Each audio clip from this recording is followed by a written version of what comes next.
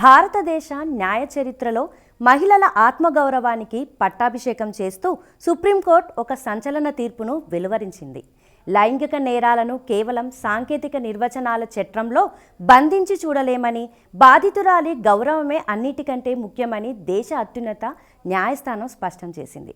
ఈ తీర్పు కేవలం ఒక కేసులో ఇచ్చిన తీర్పు మాత్రమే కాదు, భవిష్యత్తులో దేశవ్యాప్తంగా న్యాయస్థానాలు అనుసరించాల్సిన ఒక మానవీయ మార్గదర్శి. గతంలో అలహాబాద్ హైకోర్టు ఓ కేసులో వివాదాస్పద వ్యాఖ్యలు చేసింది.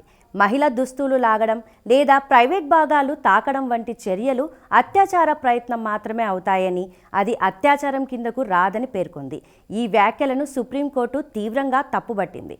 నేరస్తులు చట్టంలోని లొసగులను వాడుకొని తప్పించుకోవడానికి ఇటువంటి సంకుచిత నిర్వచనాలు దోహదపడతాయని కోర్టు ఆవేదన వ్యక్తం చేసింది.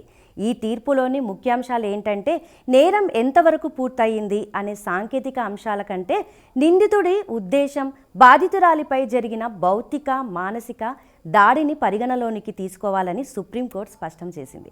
బాధితురాలి ఆత్మగౌరవానికి భంగం కలిగించే ఏ చర్య అయినా తీవ్రమైన నేరమేనని ఉద్ఘాటించింది.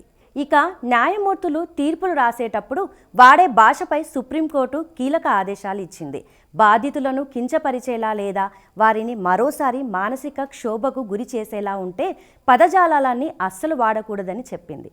కోర్టులు కేవలం సాక్ష్యాలను సరిచూసే యంత్రాలు కాదని, బాధితులకు భరోసానిచ్చే రక్షణ కవచాలని గుర్తు చేసింది.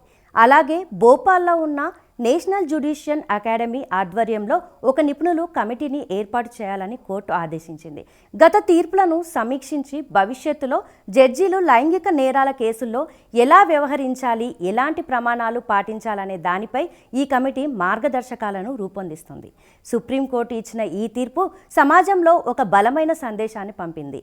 న్యాయం జరగడమే కాదు, అది జరుగుతున్నట్లు కనిపించాలనే సూత్రానికి ఇది నిలువెత్తు సాక్ష్యం.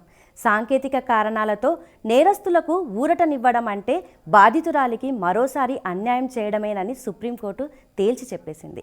చట్టాలు ఎంత కఠినంగా ఉన్నా వాటిని అమలు చేసే వ్యవస్థల ఆలోచన దృక్పథంలో మార్పు రానంత వరకు మహిళలకు పూర్తి స్థాయిలో రక్షణ లభించదు.